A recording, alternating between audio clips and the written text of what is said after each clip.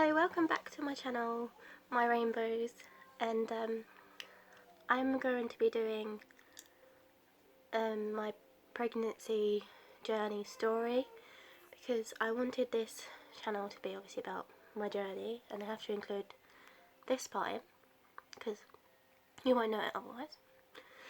I went into my molar pregnancy, but obviously that isn't the only thing that's happened, and obviously I'm pregnant now, so I want to going through stages of how I got here. We had my little girl when I was 18, I think, and it was January 27th, obviously I know that, 2015.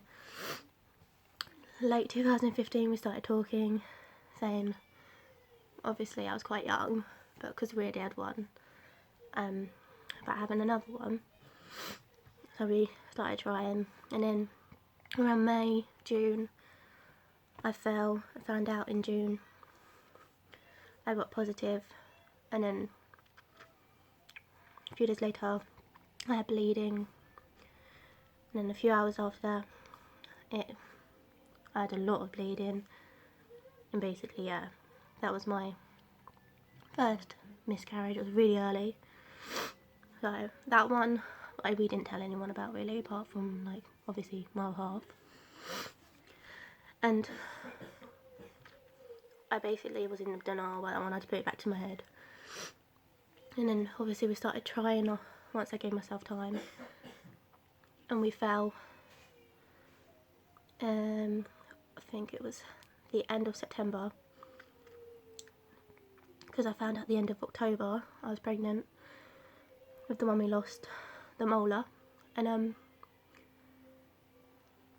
it's like, it was quite bizarre. So obviously when I had the last positive, I was anxious, but I was still happy, and there wasn't like loads of anxiety with it, because obviously I put the other one back to the back of my mind. And then we went for a scan, early scan, because we had pain. Went back for a week later because it's too early. Then they said the baby was there, heartbeat. Didn't look like it was good. Went back a week later, and yeah, they told us it had gone. And obviously that went on for quite a long time, because I didn't have my DMC till January. And then about 5-6 weeks after that, I found out I had to have weekly blood draws, going to doctors. I think that lasted till May, and then we wasn't technically allowed to try till July. Obviously after all that, having an early miscarriage and then having a molar, it's a lot, considering my first pregnancy. Me and my other half, I fell straight away with my little girl, and these ones we tried like 3 or 4 months, obviously not long for some people try years, and they have infertility problems. But obviously for us, where we'd fell the first time so easily, it was a bit of a long haul, and then we had a miscarriage, and then we had a molar. It did feel obviously like a long thing. When we started talking about trying again for this one, it was hard, because I didn't want to feel like I was replacing the last one, because obviously I got more attached to that one because we saw it on a screen, and the other one I lost is still my baby, but when you see it on the screen and you feel your belly growing and you carry it till you're like 15 weeks, you get more of a bond. And obviously I felt like it was a boy. It would have been my first boy, and it does change the way you think. Like, people think if you fall pregnant, that's it, that's easy. Like, some people have problems falling pregnant, and some people have problems staying pregnant. Like, I have that problem basically, or had that problem, because I'm doing well so far. And I was fearing, even though if I fell pregnant, I would lose it, and there's no guarantees. It's like, after you lose a child, whether it's during pregnancy or not. Obviously, after pregnancy or later on in pregnancy, it's gonna hurt a lot more. It changes you. Like, I'm still a positive person, but obviously at the moment I'm having my struggles because of all the stuff that went on is affecting me now, and it does take away a lot of the enjoyment. It does change, like the happy person you was. It's like after I lost the last one, I think it was like 2 months, I didn't leave the house. I stayed indoors. Obviously after DMC you're not meant to do much anyway, but even after that part I didn't want to do anything. I just wanted to stay indoors and act like it had never happened, basically in denial. And basically this whole year just felt like a blur, like I've just been going from next to next to next. It's hard as well getting people to understand around you what you went through, because a lot of people, it's so rare that at the molar they don't understand. It's like you have to explain to them, like, you was pregnant, but it was technically not a viable one, and it can cause you to have chemo, and they just don't get it. And then because of certain things of it, people's comparing my loss of a child to a medical condition. Like even the doctors, obviously they do that and you respect that, but from like people that have never gone through a miscarriage to go, oh yeah, I know how you feel. I was like, do you? Oh, I'm sorry, have you had a surgery before, or have you had something removed from inside you before? Okay, that's different to having your child removed or losing your child. If you ask any mum, would you rather lose your kidney? Would you rather lose an arm? Would you rather lose your leg? Would you rather lose anything other than your child? They obviously can't choose the other part, because there's no comparison. A medical condition, there's no comparison to losing your child. And it's I can say I've had my fair share of shit, and I'm only like 21, and throughout my life I've had a lot go on. But the unique pain of losing a child shouldn't ever be compared to not losing a child, you know, not to nothing, not to...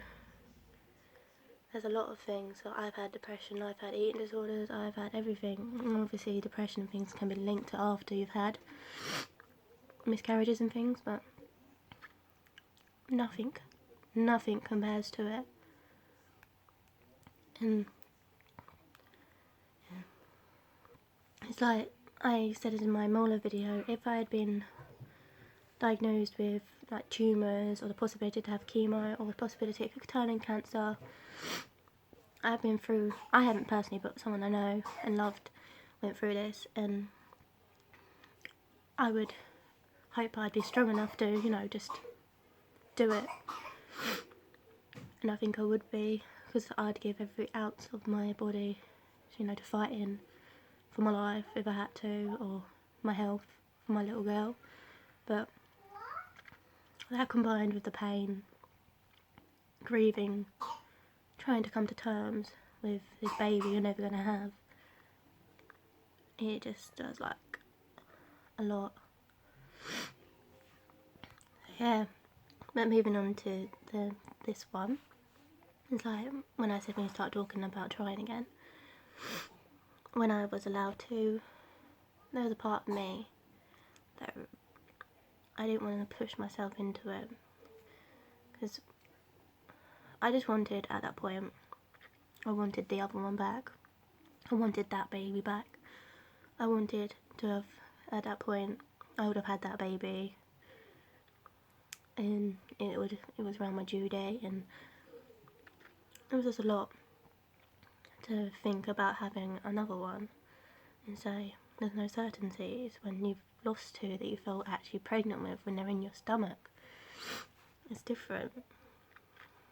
And yeah, say when you think about having your rainbow, or you set your mind on that, it helps a little bit after a while. And so it took us a while to fall with the last one as well, a while for us, like I say. And so we wasn't expecting, to like be like 6 months, you know. And we felt like late this year. And basically, from the moment I saw that positive, it was like, I don't think there was even an ounce of excitement. It was more dread and it was pure scary. I did basically, I didn't even want to think about it because I thought, well, in the next few days I might lose it, or if I want to go for my scan, they'll tell me, you know, the same as last time. So basically I'm a positive person, but with this, I had a very negative mindset. And I could slowly feel myself being more down and more depressed, and my anxiety, like, before I got a positive, I was going for jogs and I had to give it up because I didn't want to go out the house. It just didn't feel real at all. And so we had pains, we went to the doctors and she felt my stomach and they told me, oh, this pain isn't, they want to check, is make sure it's normal. They want to make sure the pregnancy's in the right place, because having that pain on one side is a bad indicator. So I went to the doctors, the scan, in my early scan, they said it was too early. And I was dreading this as it is, because this was the first time I'd been in the scanning room properly at the hospital since I had the scan, since my DMC, and it was bringing back like all sorts of memories, and I was feeling deja vu. My last one I was told this, and they said, I'll come back in a week, we'll see then, we should see a baby, see the heartbeat. So okay, so for that week, waiting again, it was horrible again. So I just I tried to pretend like it wasn't happening. I didn't want to let myself get attached, because I felt if I got really attached, it's just going to break me. Like, what's it going to do? Like the last one, I felt like I wasn't myself. It felt like it almost broke me. And the only thing that kept me going was my daughter. Like, all you people that don't have kids and you have miscarriage after miscarriage and you still stay strong, I don't know how you do it. Yeah, so we went back a week later, and the sac had grown, like last time, but this time we was expected to see a baby like, you know, the last time. And they was like, oh, you still can't find a baby. And I was like, I was meant to be like 6-7 weeks. And I was like, that's not normal. And literally, that second, any positivity I had got trying to be positive that week, I was like 95% positive that the next week I'd go back, it'd be gone, or there would be no baby still. The lady told me there was a big possibility that it's not good again, and yeah, it's like reliving your worst nightmare. And so that week, they wouldn't even give us a scan picture because they didn't want to get our hopes up. And so we went back a week later, and there was a baby, and it's heart beating. But where I'd had this negative mindset, it just didn't seem real at all. And until I had my 12-week scan, it just felt so surreal. It didn't feel real at all. I just felt like this baby wasn't going to I just didn't feel like I was meant to have another one at all. I'll go more into this pregnancy in the next video, so I hope you enjoyed this video. Subscribe, like, comment,